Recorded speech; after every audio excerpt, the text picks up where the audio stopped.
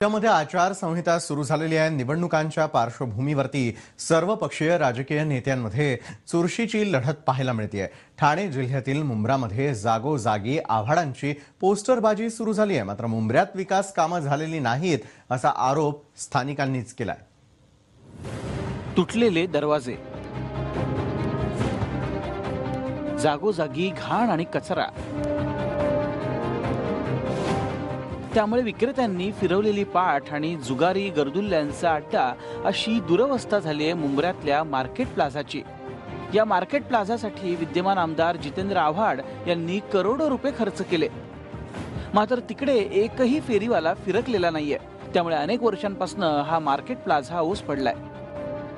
काय नाही, अजिबात नाही। हे सगळी पोरा इथे फिरतात, उलट-सुलट कामं करतात। मुंब्र्यामध्ये अनेक विकास कामांना सुरुवात झाली असा दावा आव्हाडांतर्फे करण्यात येतोय।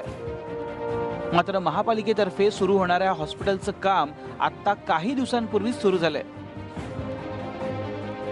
22-25 डेज झाले काम स्टार्ट आहे आणि तुमच्या समोरच काम चालू आहे सगळं आणि अपेक्षित आहे सगळं काम लवकर होईल।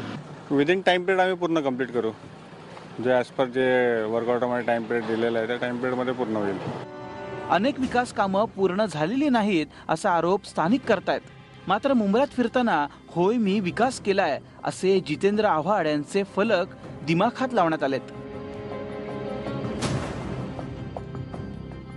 आश्चर्याची गोष्ट म्हणजे ज्या बस स्टॉपवरती हा फलक लावलाय तिकडचा रस्ताच खराब झालाय।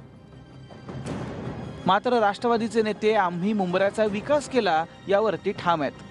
मुंब्र्यामध्ये सर्वात जास्त जे बेसिक इन्फ्राचा अभाव होता, रस्ते, पाणी, लाईट याच्या बाबतीत करण्यात आलेला आहे। स्वच्छतेवर लक्ष घालण्यात आलेलं आहे आणि अशा प्रकारे सर्वात मोठे म्हणजे पाण्याचे प्रश्न होते, त्या बाबतीत आज आव्हाड साहेबांनी 100 कोटीपेक्षा जास्त निधी आणून पूर्ण इन्फ्रास्ट्रक्चर डेव्हलपमेंटसाठी निधी मंजूर करून घेतला आणि ते काम पण चालू झालेलं आहे। जितेंद्र आव्हाडांसाठी त्यांच्या मतदारसंघात MIMचं जबरदस्त आव्हान उभं ठाकलंय। मात्र मतदार राजा नेमका कोणाच्या पारड्यात आपलं बहुमोल मत टाकतोय हे पाहणं आता औत्सुक्याचं ठरणार आहे। ब्रिजबान जयस्वार, TV9 मराठी। विधानसभा निवडणुकीच्या तोंडावर काँग्रेस राष्ट्रवादीच्या नेत्यांमध्ये कुरघोडीचं राजकारण